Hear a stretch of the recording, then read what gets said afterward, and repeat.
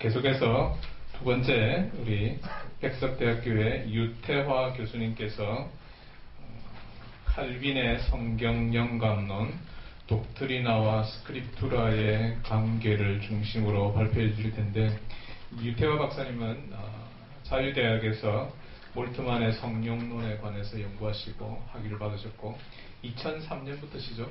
2003년부터 백석대학교에서 조직신학 교수로 공직하고 계십니다. 자, 이제 나오셔서 발표해 주실 때 여러분들 큰 박수로 환영해 주시기 바랍니다. 네.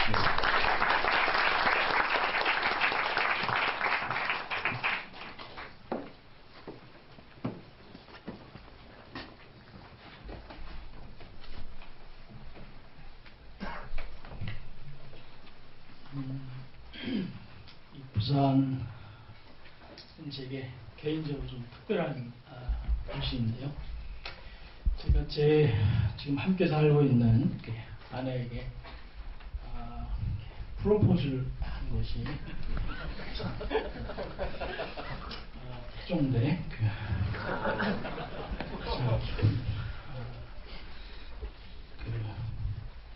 절벽이 있는 곳에서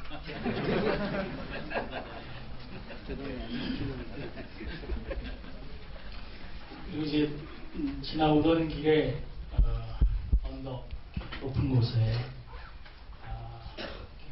맑고 청명한 곳으로 서 있던 고신대학교를 보았어요.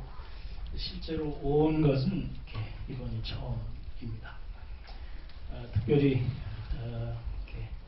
개혁주의 학술원 신임 원장을 맡으신 이신열 박사님하고는 백석대학교에서 같이 조직신학을 가졌던 그런 인연이 있습니다. 그 관계 덕택에 오늘 우리 이환봉 교수님 은퇴 기념 학술제에서 부족한 글을 이렇게 발표하게 됐습니다. 사실 저도 처음 발표하려고 했던 글은 이 글이 아니었는데 중간에 논문을 바꾸게 돼서 논문을 쓰면 제가 몸 안에 있는지 몸 밖에 있는지 분간할 수 없는 그런 상태에서 글을 썼어요. 그런데 다행스럽게도 제가 쓴 글을 상당한 부분이 앞서 발표하신 우리 최윤배 선배 교수님 글에 잘 드러나 있어서 간단하게 하고 내려가면 되겠다 이런 생각이 듭니다. 이 발제한 페이지가 없어서 죄송합니다.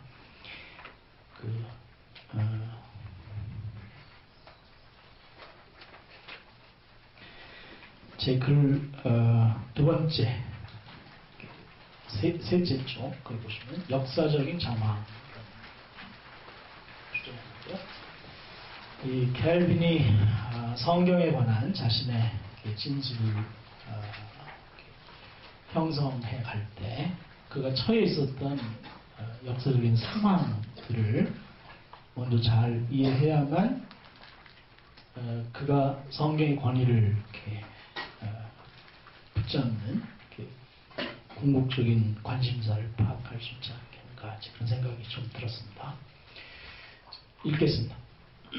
누군가가 신학을 전개했을 때 그 신학은 거의 확실히 자서전적일 수밖에 없고 따라서 그 차원을 배제하고는 누군가의 신학이 제대로 해석될 수가 없을 것입니다. 따라서 누군가가 살았던 시대와 그 시대가 그에게 부과했던 과제를 인식하는 것은 꼭 필요한 일이라고 하겠습니다. 칼빈의 경우도 예외는 아닐 것입니다. 과연 칼빈이 자신의 성경관을 전개할 때 직면했던 시대적 정황이 무엇이었을까? 이 기독교 강요에 개진된 내용을 이렇게 살펴볼 때 칼빈이 성경의 권위를 말하게 되는 역사적인 문맥은 크게 세 가지 정도로 말할 수 있을 것 같습니다. 일반적으로 용인되어지는 관점을 이렇게 제임스 패커가 짜임새 있게 잘 요약해서 언급을 하셨고, 앞선 논문에서 우리 최 교수님도 이렇게 같은 패턴의 이야기를 했습니다만은, 크게 보면 이렇게 로마 카톨릭 교회와 제세례파라고 하는 양대 흐름으로 압축될 수 있습니다. 하지만 켈빈 성경관을 제시하는 문맥과 내용을 주의 있게 관찰해 보면 다음에 세 초점으로 세분화해서 설명하는 것이 저에게는 개인적으로 더 적절하다 생각이 들었습니다. 첫째로, 성경관을 전개하는 켈빈의 관심은 이렇게 성경과 함께 전통을 취함으로써 성경을 능가하는 솔라 에클레지아를 공고하게 세우려는 로마 카톨릭 교회의 입장과 관련되어 있다, 이렇게 말할 수 있겠습니다. 이것이 이 스크립투라의 자증성을 이렇게 강조하는 것으로 켈빈의 논점을 구체화하게 만들었을 것이다, 이렇게 생각을 합니다. 그 아우덴티카치오라고 하는 스펠링이 좀 잘못되어 있는데 죄송합니다. 둘째로, 하나님께서 자신의 계시를 전달하는 외적인 수단을 아예 제거하고 성령의 직접적인 계시의 사역을 배타적으로 강조하는 제세례파가 켈빈 성경론을 전개할 때 그 마음에 있었던 주요한 논적이었습니다. 이에 대한 응전으로서 켈빈은 성령의 내적인 증언을 매우 본질적인 것으로 삼되, 그 성령의 내적인 증언이 외적인 그릇인 스크립트라와 깊숙하게 연결되어 분리할 수 없는 관계를 형성하는 것으로 강조하게 된 것이겠죠. 셋째로, 이건 제가 이 논문에서 이제 하고 싶어 하는 이야기입니다. 스크립투라를 권위의 유일한 책으로 수납하되 그 성경을 올바른 기독교적 구원의 도리를 근간으로 해석하고 파악해야 하는 지향성을 놓쳐서는 안 된다 하는 것입니다. 이런 차원의 접근이 스크립투라 안에 포함된 이 독트리나에 대한 이해로 구체화될 것으로 이렇게 판단합니다. 말을 바꾸어 오직 교회의 원리에 근거해서 전통을 옹호하는 로마 카톨릭 교회에 반해서 오직 성경의 원리에 근거하되 그와 같은 원리에 착근해서 성경을 읽고 올바르게 해석하여 기독교 선포해야 할 확고하고 본질적이어서 시대적이고 공간적인 제약을 넘어서 붙잡아야 할 선포의 내용이 무엇이어야 하는지에 대한 논점을 확보하는 것이 켈빈에게 매우 중요한 일이었던 것 같습니다.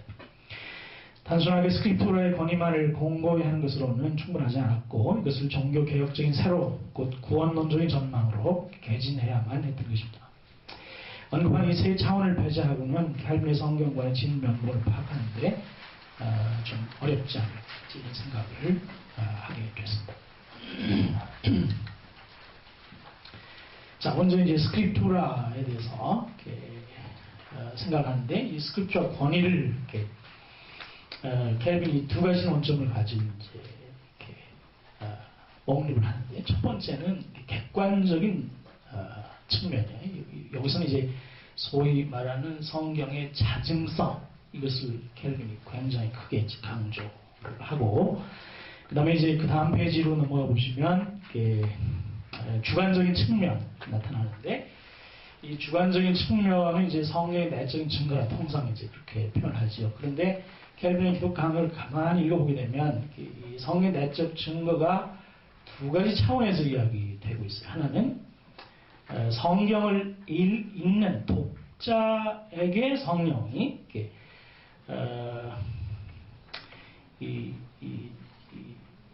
기록된 하나님 말씀이 참된 하나님의 말씀이다 라는 사실을 강력하게 증언한다 하는 것이 이제 하나의 초점이고, 또 하나의 초점은 이 성경의 내적 증언이라고 하는 표현이 성경 자체, 기록된 성경 그 자체 내에 성령께서 자신의 숨결을 이렇게 불어넣으신 측면이 있다.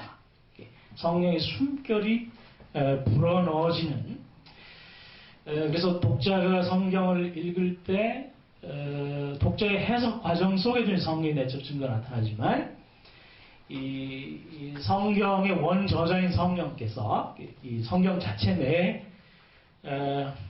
내적인 증거를 하심으로써 성경의 권위를 이렇게 세우신다 한 것이 이제 소위 켈빈이 성경의 내적인 증거라는 말을 쓸 때 마음속에 가지고 두 중요한 측면이라 그런 이야기가 그게 이제 기록되어 있습니다. 3.2로 이제 하겠습니다.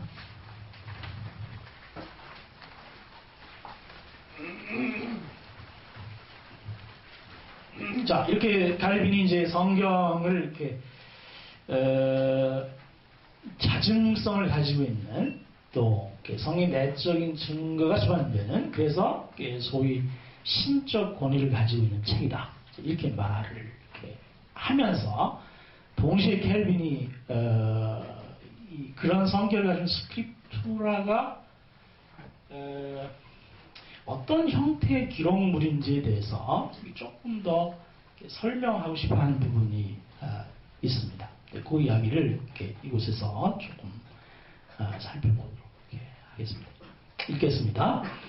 칼빈에서 스크립투라는 하나님의 입으로부터 나온 신적인 권위로 오언입혀진 특별한 책으로서 창조주 하나님과 구속주 하나님을 계시하는 핵심적인 가치를 갖습니다. 하지만 이러한 진술만으로는 아직 확인되지 않은 것이 과연 신적인 권위로 오언입혀진 스크립투라가 그 자체로 무오류한 것인지 라는 질문이고, 이것은 아직도 더 깊은 토론회로 열려있다고 말을 해야 할 것입니다.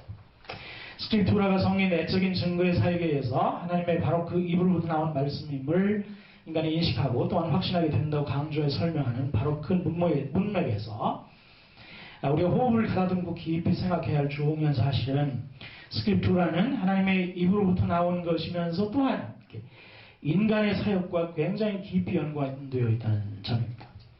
켈빈도 이 스크립투라가 하나님의 입으로부터 나온 것임을 강조하는 바로 그 문맥 속에서 또한 그것은 사람들의 봉사에 의해서 구성된 것임을 지나치지 않고 매우 긴밀하게 연결해서 언급하고 있기 때문에 그렇습니다.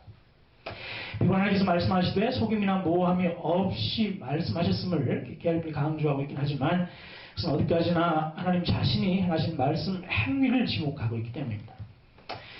따라서 이것이 기록된 문서로 스크립투라가 속임이 없고 순전하며 무오류한 것이라고 말하는 것은 문맥상 아직 아니기 때문입니다.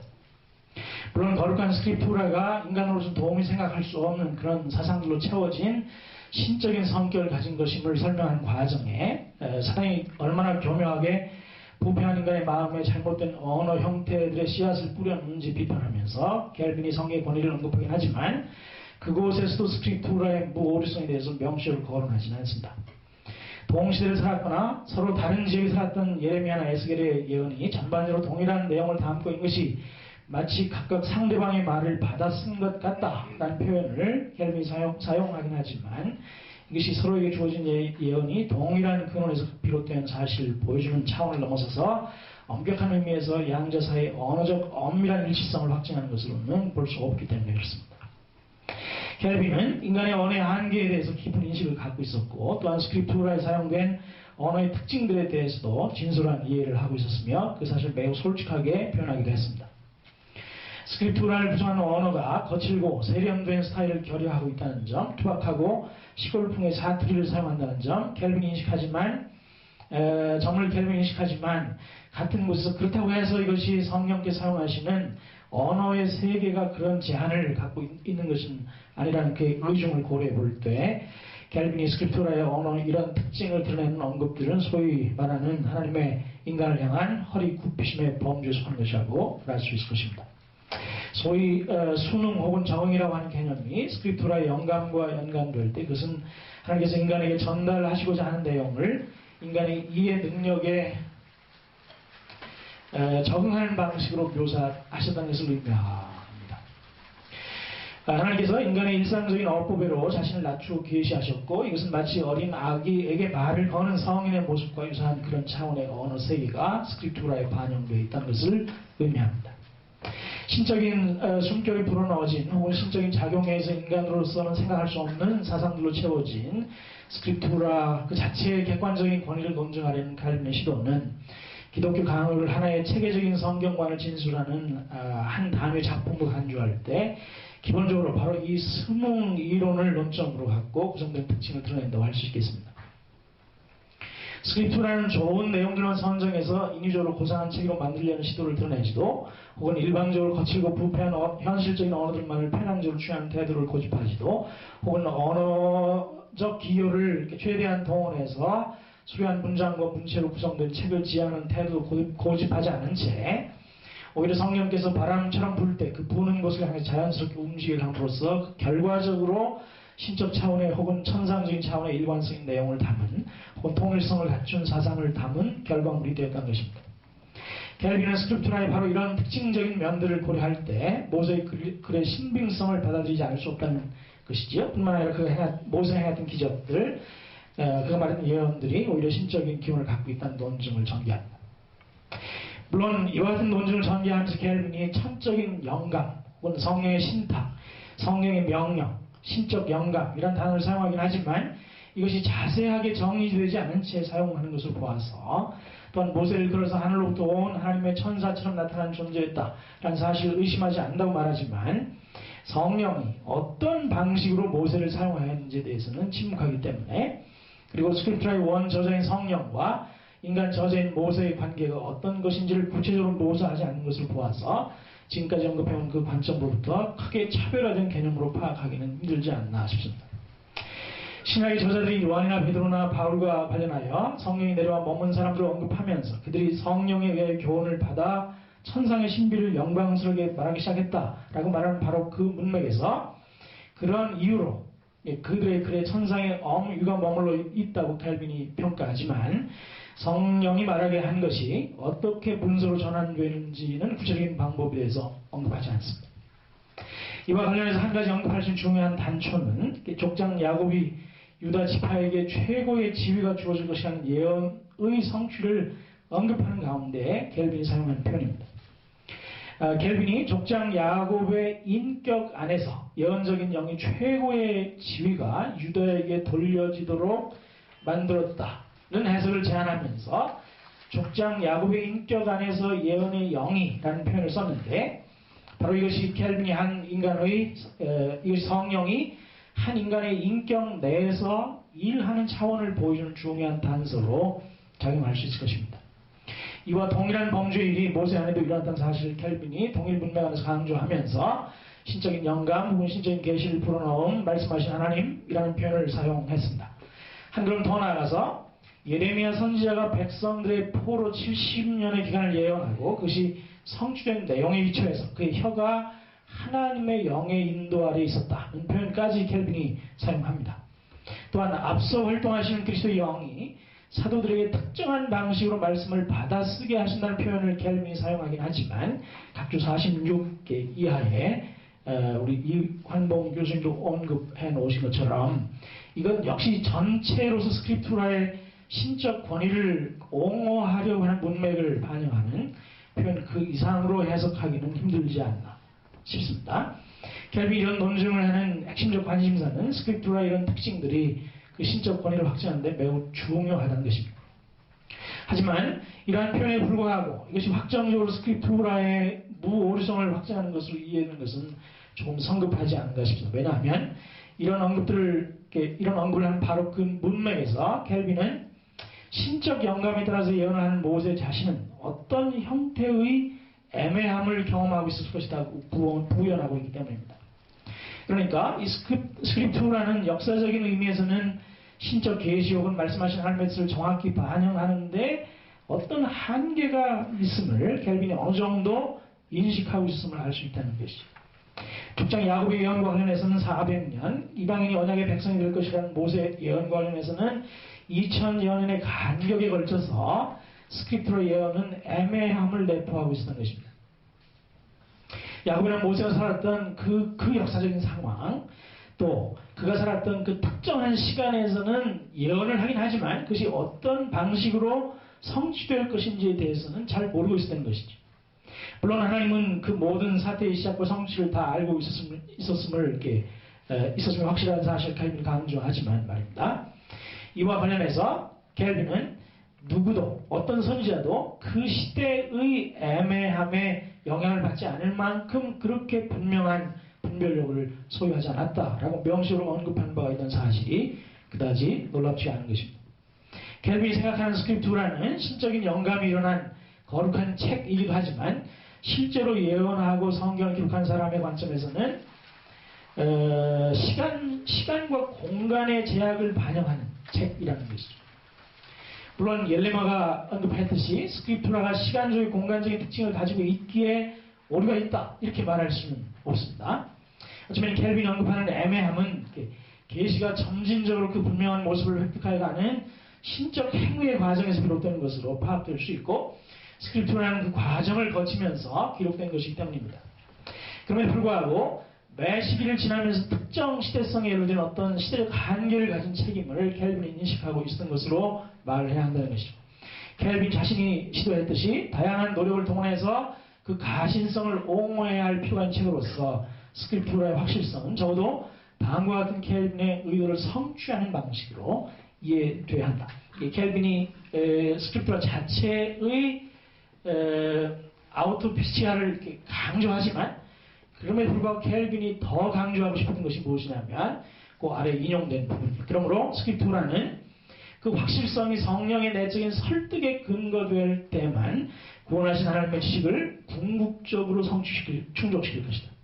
왜냐하면 성령은 스크립투라의 저자이며 스크립투라에 계시한 자신의 모습을 바꾸거나 다른 모양으로 전환할 수 없는 분으로서, 그러니까 시공간성을 이렇게 극복할 수 있는 유일한 원인자는 성령 하나님 한 분이시기 때문에 자신을 그곳에 분으로서 자신을 그곳에 머물게 하기 때문입니다. 성령은 사도들 안에 거하시며 말씀하신 분이요 자신의 말씀을 가지고 계속해서 말씀을 듣게 하신 분이기에 말씀 그 자체로서는 자명하지 않고 성령의 내적인 증언이 동반되어야만 말씀의 확실성이 세워진다 하는 것입니다. 이것이 켈빈이 강조하는 매우 중요한 측면입니다. 이것은 켈빈에 있어서 스크립투라의 자증성보다 성령의 내적인 증언이 보다 강조되어야 한다는 의미로 받아들여질 수 있는 어떤 지점을 구성하는 건 사실이에요. 그러나 더 포괄적인 면에서 켈빈이 사상을 파악한다면 스크립투라와 성령의 내적인 증거는 함께 결합되어 있어야 한다고 보는 것이죠. 우리 조교수님 강조하셨던 것처럼 앞에서 언급했듯이 성령의 내적인 증거는 독자에게 미치는 사역이면서 동시에 스크립투라 그 자체와 계속하게 연결된 사역이기 때문에 그렇습니다. 조금 쉽게 이야기하면 성령의 내적인 증언을 통하여 스크립투라의 시대적 애매함이 극복되고 전체 성경의 의미 구조 안으로 통합이 되어진다는 것입니다. 이런 방식으로 스크립투라는 유일한 신적 권위의 말씀으로 받아들여지는 것입니다. 자, 두 번째 큰 주제, 독트리나에 대해서 한번 생각해 보겠습니다. 켈빈이 스크립투라에 관하여 진술하는 과정에서 가끔씩 사용하는 흥미로운 단어가 하나 있는데 그것이 독트리나라는 단어입니다.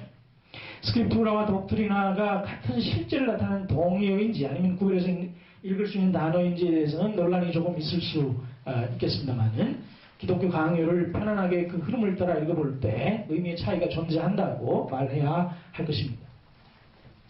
이것은 켈빈이 다음과 같은 켈빈의 진술에서 확인할 수 있어요.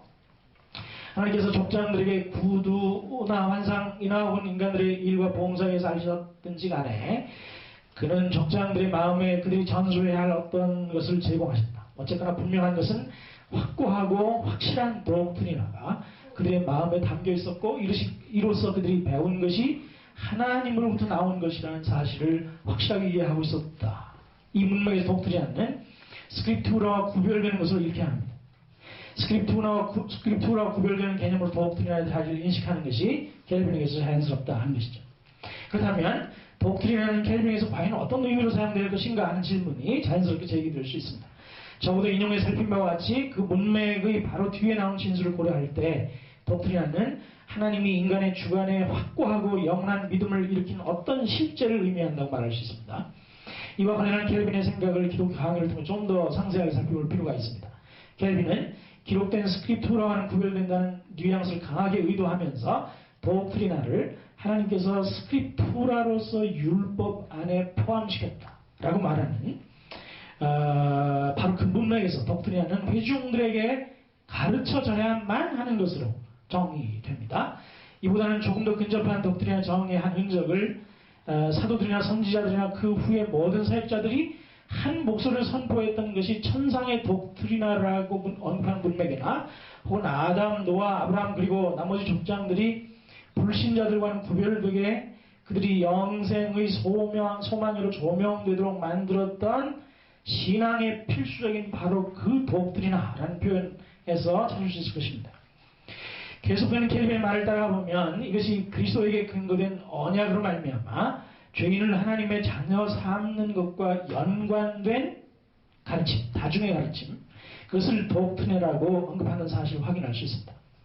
보다 더 분명하게 언급하자면 신약의 많은 증언으로부터 그리고 율법과 선지서를 포함한 구요로부터 그리스도라고 하는 한 인격적 존재를 향한 지속적이고 명확한 증언을 접하게 되는데 바로 이 그리스도를 중심으로 한 신앙의 체계를 독트리나라고 말할 수 있다는 것이 켈빈의 핵심적인 주장입니다.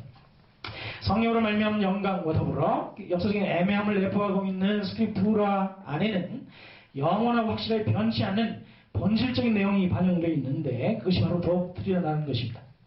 바로 이런 이해는 스크립투라의 시공간적인 특성에 불구하고 시공간을 넘어서는 어떤 점진적인 계시의 발전을 이야기할 수 있는 차원을 열리마가 강조했던 것처럼 끌어안을 수 있을 뿐만 아니라 한 걸음 더 나아가서 스크립투라의 존재 가치를 확고히 하는 차원을 독트리나가 드러낸다고 하는 것이죠. 시간의 흐름 속에 점진적인 계시의 발전의 과정과 더불어 형성되어 온 스크립투라는 그럼에도 불구하고 독트리나를 보존함으로써 어느 시대에나 항상 하나님과의 언약 관계 안으로 인간을 끌어들이는 그런 차원을 구체적으로 노정하는 핵심적인 수단으로 기능하게 된다는 것. 이것이 켈빈 중요한 사상이라는 거예요. 물론 독트리나는 비록 기독론적인 성취를 내다보면서 역사가 점진적으로 완성되어 가든지 혹은 이미 도래한 기독론적인 토대를 확고히 하는 방식이든지 그러니까 구약이든 신약이든 간에 기독론적인 중심성을 명확하게 견지한다고 보아야 하겠습니다.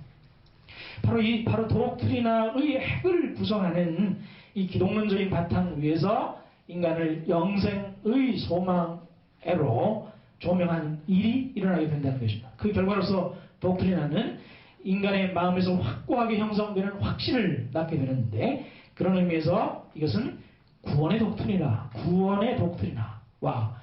깊이 연결되어 있다는 것이 켈빈의 핵심적인 이해를 구성합니다.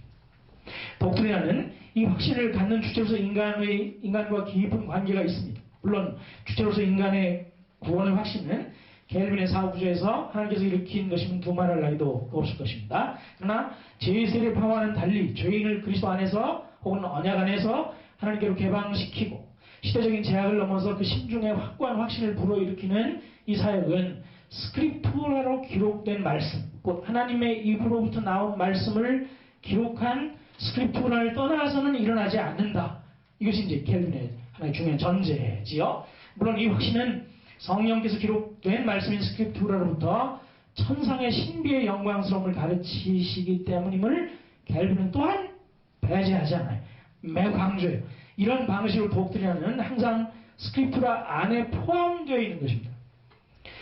스크립투라가 심지어 권위와 함께 받아들여져야 하는 이유는 기독론적인 바탕 위에서 죄인이 하나님과 언약 관계 안으로 받아들여지고 또한 신앙 안에서 영생애로의 소망으로 개방되어지도록 하는 구원의 독트리나가 그곳에서만 매 시대마다 분명하게 발견되기 때문입니다. 이렇게 볼 때 스크립투라와 독트리나를 분리 불가한 상호관계 안에 존립하는 것이죠.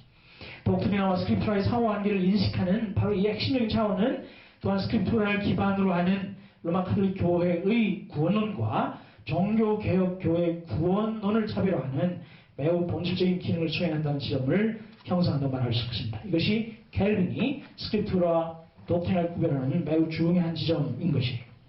자, 다섯 번째, 켈빈의 성경 영감론은 논문이 시작되는 시점에서 언급했던 것처럼 세 가지 핵심적인 켈빈의 관심사와 깊이 맞물려 있다고 할 수 있습니다. 켈빈은 종교개혁교회의 신앙과 삶을 형성하는 데 있어서 스크립투라의 가치가 매우 본질적인 것임을 깊이 인식하지 않을 수 없습니다. 무엇보다 먼저 이는 스크립투라와 나란히 전통의 권위를 내세우는 로마 카톨릭 교회의 솔라 에클레시아에 대항할 수 있는 객관적인 토대 혹은 형식적인 토대로서 솔라 스크립투라를 공부히 해야만 했기 때문입니다. 그런 이유로 켈빈은 성경의 자정성을 강하게 주장했고 동시에 성의 내적인 증거를 내세우면서 로마 가톨릭 교회의 왜곡된 권위를 상쇄했던 것이죠. 다음으로 제3례파와 관련해서 켈빈은 성의 내적 증거는 항상 스크립투라와 긴밀하게 결속되어 있다는 사실을 강조하지 않을 수 없습니다. 사적이고 직접적인 계시를 주장하는 사람들에 대해서 성령의 구원론적인 사역 혹은 성령의 계시적인 사역은 항상 기록된 말씀인 스크립투라와 더불어 일어난다는 사실을 설득력 있게 드러냄으로써 당대 교회를 안전지대로 이끌어 가고 싶었던 것입니다. 마지막으로 켈빈이 최소한 기계적인 영감서를 기반으로 한 성경관을 추구했다기보다는 스크립투라의 본래적인 목적으로 참된 신지식을 중개하는 그 기능에 충실하게 사용돼야 한다는 기본적인 생각에 충실했던 것으로 우리 최 교수님 강조했던 것처럼 보여야 할 것입니다. 스크립투라가 신적인 기본을 갖고 있는 성령 안에서 혹은 성령의 영감 아래서 혹은 성령의 인도 아래서 인간 저자가 기록한 영감된 소중한 정경인 것은 바로 죄인에게 하나님을 온전하게 드러내고 죄인을 그 하나님과의 올바른 언약적 관계 안으로 소명하는 데 소용되는 소중한 기능을 갖고 있기 때문입니다. 구원의 은혜를 스크립투라에서 분리하여 교회의 성리로 환원하고 사제주의적인 사교성에 근거한 신인 협력적 구원을 전개하는 로마 가톨릭 교회의 왜곡된 구원론을 스크립투라와 그 안에 보존된 그리스도의 차근한 구원의 도리를 독트리나 개념을 사용해서 선명하게 들어 비판적으로 극복하려고 했던 것이 켈빈의 의도였다라는 것이 제 논문의 중요한 주장입니다. 바로 이런 측면에서 켈빈은 스크립투라와 독트리나를 구별했고 그럼에도 불구하고 분리불가한 둘의 상호 관계성 안에서 스크립투라의 배타적인 유일한 신적 권위를 확보했다 하는 것입니다. 자, 나가면서 스크립투라와 독트리나의 구별은 제 개인적인 신학적 상상력 내지는 역사적인 판단에 근거한 이야기입니다. 어떤 의미에서 종교개혁교회로 하여금 신앙 고백서를 작성하도록 하는 일에 영향을 미치지 않았을까 하는 생각을 하게 됩니다. 종교개혁교회는 솔라 스크립투라라는 핵심적인 논제와 함께 신앙 고백서를 작성하는 시도를 전개했어요. 특별히 개혁교회 신앙 고백서는 항상 독트리나와 그 독트리나에 수반되는 구체적인 삶과 그 삶을 가능하게 하는 영성, 이 세 국면을 정확하게 배정하는 뚜렷한 흔적을 보입니다. 웨스민스터 신앙 고백서도 그렇고 하이델베르 캐테키즘도 마찬가지예요. 그것이 곧 신앙고의 공동체의 고백의 핵을 구성하는 독트리나와 언약적 삶을 노정하는 십계명과 그리고 영성적 그 삶을 가능하게 하는 은혜의 수단과 주의 기도로 배정했던 것이죠. 근데 흥미로운 것은 이 세 국면이 스크립투라를 전반적으로 반영하는 것이라는 점이에요. 그러니까 종교개혁교회는 솔라 스크립투라는 형식 원리를 설명하면서도 그 형식 원리로서 스크립투라 안에 있는 실제적인 관심사, 그러니까 창조와 구속의 주님과의 언약 관계를 중심으로 본질적으로 요청되는 핵심적인 관심사인 독트리나를 실제적으로 끄집어내고 그것에 근거해서 신앙의 삶을 포괄적으로, 다시 말하면 스크립투라의 기초에서 구체화하고 했다는 것입니다. 이게 이제 종교개혁의 신앙과 신학의 특성을 형성하는 것이죠. 그런 점에서 실질적으로 스크립투라는 신앙과 삶의 구체적인 규범으로 혹은 유일한 규범으로 기능했다는 것입니다. 좀 쉽게 말하자면 오직 성경은 이 성경 전부로 실제로 적용이 됐다는 거예요. 이렇게 본다면 켈빈이 스크립투라의 권위를 하나님의 입으로부터 나온 혹은 성령의 인도 아래서 혹은 성령의 그 혀를 사로잡아서 혹은 성령이 불러주는 대로 등등의 표현들을 사용하여 확고히 하고자 했던 것은 바로 스크립투라를 신앙과 삶의 유일한 규범으로 실제화하기 위한 관심에서 비롯된 것이라고 말할 수 있습니다. 켈빈이 무오리설이라든지 그러니까 이 1978년에서 88년 사이에서 있었던 성경 영감에 관한 시카고 선언문에서 명시로 제시됐던 그런 구체적인 생각을 켈빈이 했을 것인가에 대해서는 혹은 불오설이라는 한 문제에 직접적으로 관심하면서 켈빈이 성경관을 진술하지 않았던 것은 사실이고 제가 판단하기에는 혹여 켈빈에게 이러한 관심사가 직접적으로 있었다 이렇게 강하게 주장하는 것도 시대착오적인 것일 수 있겠으나 그럼에도 불구하고 켈빈은 스크립투라의 신적 권위를 의심하거나 혹은 폄훼하려고 시도했던 인물은 결코 아니었다고 확신을 가지고 말할 수 있습니다. 켈빈에서 오직 성경은 성경 전부를 의미했기 때문에 그렇습니다. 이런 켈빈의 관심사를 공유할 수 있다면, 켈빈의 근본적인 관심사를 공유할 수 있다면, 아마 켈빈이 우리 시대에 나타났으면 시카고 선언문에 서명했겠죠. 그리고 스크립트가 실제로 말하고자 하는 내용을 찾아서 선포하고 그것에 근거해서 목양할 수 있다면, 비록 켈빈과 다른 시대의 정황에 살고 있을지라도 동일한 관심사를 공유하며 우리가 살아가고 있다고 말할 수 있지 않겠는가, 그렇게 생각합니다. 이상입니다.